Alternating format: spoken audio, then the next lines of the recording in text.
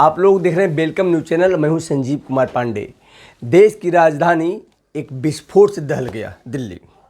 दिल्ली के प्राचीन लाल किला के पास एक विस्फोट हुआ।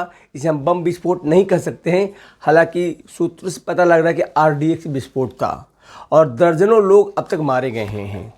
सारे सैटेलाइट चैनल तरह तरह की बातें कह रहा है। सूत्र वहाँ सारे दिल्ली के कमिश्नर, पुलिस कमिश्नर, इंस्पेक्टर, सारे फोर्स वहाँ जुटे हुए हैं। अपना गृह मंत्री अमित शाह भी आए हैं, घायलों से मिल रहे हैं। आप लोग देख रहे हैं हमारे पीछे। तो ये विस्फोट शायद मोदी युग में ये पहली दफ़ा हुआ है कि दिल्ली जो देश की राजधानी है और वहाँ इतना बड़ा विस्फोट हुआ हो, और वो भी लाल किला प्राचीन, जहाँ से हर 15 अगस्त और 26 जनवरी को प्रधानमंत्री, राष्ट्रपति पूरे देश को संबोधन करते हैं। ऐसे में एक बहुत ही बड़ा प्रश्न चिन्ह लगेगा। और कल सुबह बिहार में द्वितीय चरण के चुनाव है। देश के सारे मंत्री, सारे नेता बिहार में पहुंचे हुए हैं। हालांकि अमित शाह फटाफट आए और तेज़ तर्रार के साथ लाल किला के पास पहुंचे और सब घायलों से मिल रहे हैं। वो अस्पताल में वहीं पे सबका इलाज चल रहा है।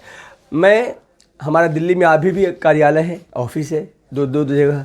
मैं अपने लोगों से पूछा, सबसे पहले मुझे खबर आया तो 6:00 पर ये विस्फोट हुआ है। इन बातों को छोड़कर जो सब लोग बता रहा है, सारे पत्रकार बता रहे हैं, सारे यूट्यूबर, उसमें हम अलग कुछ बात कहना चाहेंगे जो आप लोग सुनिए। हम यहाँ पे याद करना चाहेंगे आदरणीय सम्मानीय श्री बाला साहब ठाकरे जी का।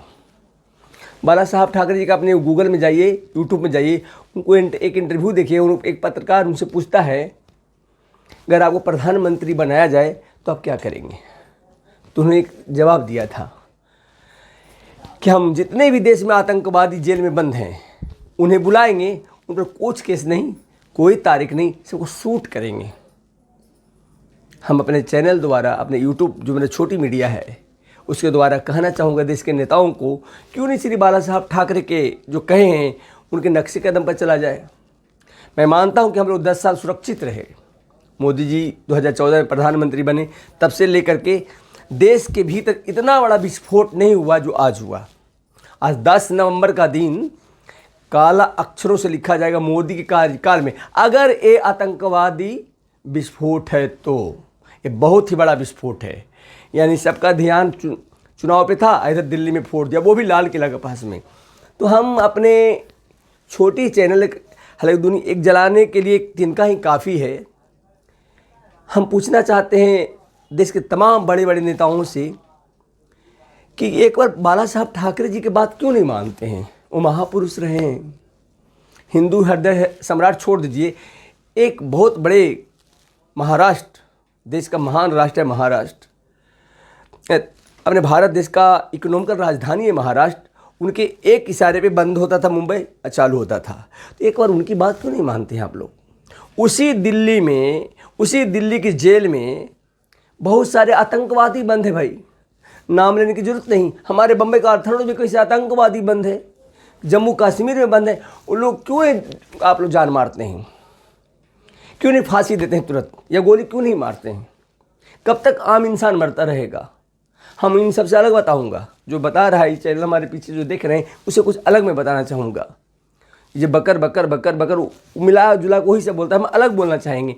क्यों सभी आतंकवादियों को फर्स्ट ट्रैक कोर्ट सुनते हैं? सुप्रीम कोर्ट से को आया है फर्स्ट ट्रैक, कब आएगा काम? तारीख पर तारीख, तारीख पर तारीख, दर्जनों लोग मारे गए। क्या 10 लाख 20 लाख रुपया देंगे आप मुआवजा?